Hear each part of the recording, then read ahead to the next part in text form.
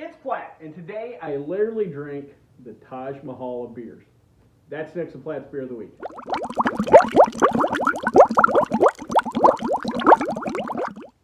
So the particular beer we have today is called Taj Mahal, so I wasn't lying about that. This is brought to us by United Brewers. They are based out in India. Now, the story of United Breweries dates all the way back to 1857 and a brewery called Castle Brewery that opened up in India. What we know of today as United Breweries started in 1915. A Scottish gentleman named Thomas Leishman moved to India and ended up purchasing 5 different breweries, including the old Castle Brewery, put them under one corporate entity, and thus began United Breweries. Their original business model was to brew what they called bulk beer and then ship it in hogsheads, which are the next barrel size up, or a larger barrel than your standard barrel that you would see like at a bourbon distillery or at your local craft brewery. These are little larger barrels.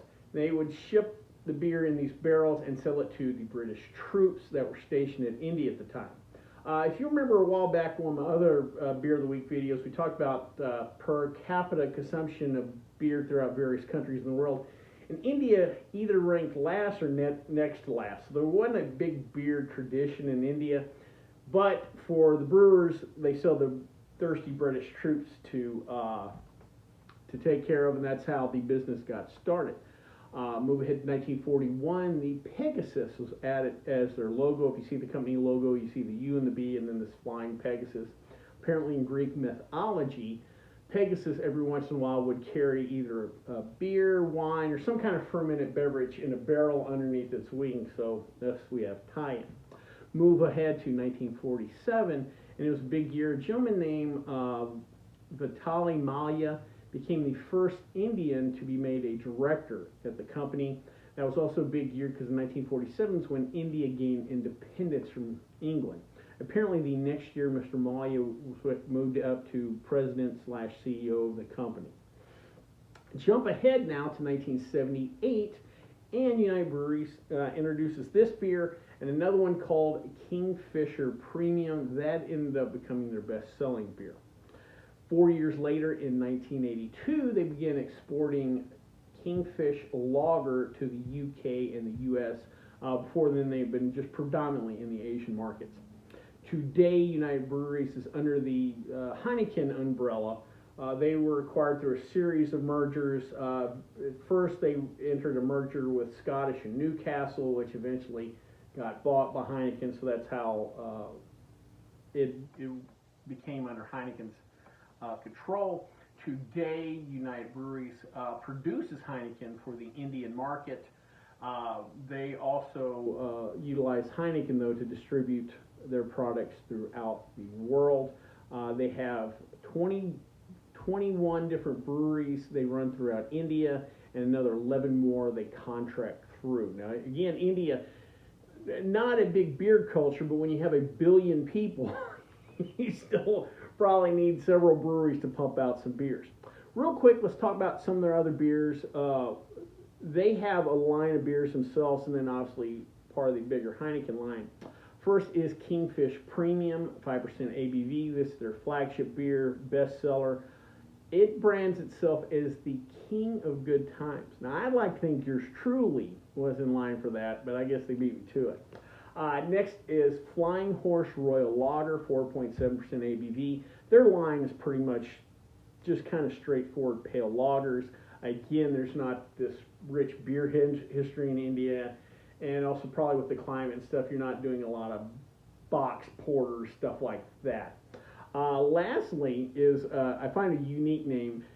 I find the name unique. We have a India brewery that makes something called a London Pilsner. That's right, their beer is called London Pilsner, 5% ABV.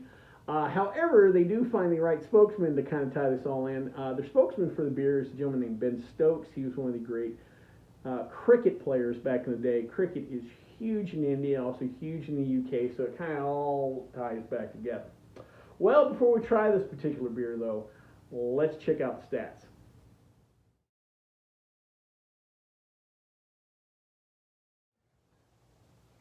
Well, if you're like me, probably grown up as a kid in Warburg, you'd seen pictures of the Taj Mahal, had heard about it a little bit, always heard people refer to something as the Taj Mahal this or Taj Mahal that, or like a nice hotel. What, like a Taj Mahal?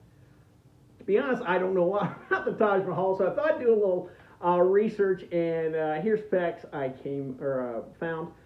It was commissioned in 1631 by the Mughal Emperor Jahan. Hopefully I didn't butcher that too bad. It was built as kind of an homage to his late wife, or late number one wife. Apparently he had several wives, but she was the top of the line wife of his, or the number one wife, and he decided to build this for her. It's a 42-acre complex with a mosque, guest house, beautiful gardens. You'll see the gardens a lot of times in the pictures out in front of, I guess, the main mosque.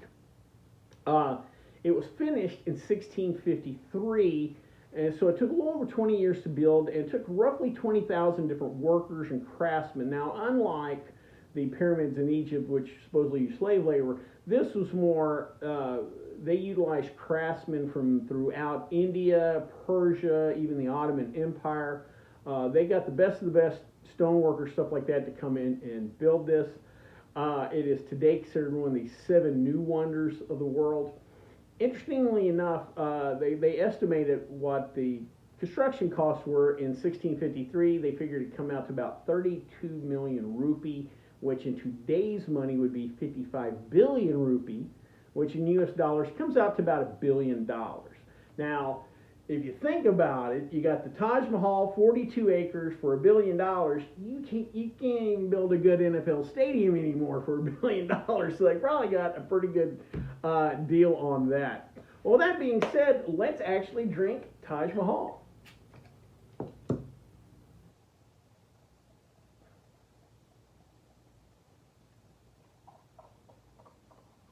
All right, we got a nice golden lager. Oh, that's nice and clear. Got about a finger's width ahead. Let's hit the nose. All right, that's straightforward and simple. No real hops in the nose. Let's give it a try. Oh, that's a nice little beer. Similar to a lot of your European style pale lagers in the sense of body water. They're the next kind of step up to the light lagers we like so much here in the U.S. This has got a little more body, a little more malt. You're still not getting any hops there. What I like about this, though, it has that body that some of those European lagers has, but it doesn't have the skunk. And probably partially because it's in a dark bottle. But pretty nice. Oddly enough, some of the reviews I've been, a lot of people kind of like, well, it's just another foreign pale lager. And to a certain extent, I get what they're saying, but again, it doesn't have that skunky funkiness. Very drinkable.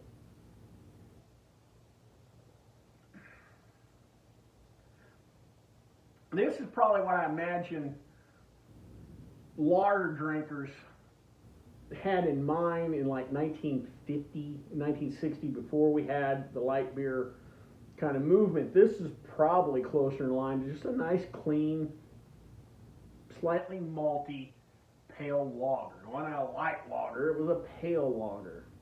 It was nice, bubbly, easy drinking. Overall, pretty good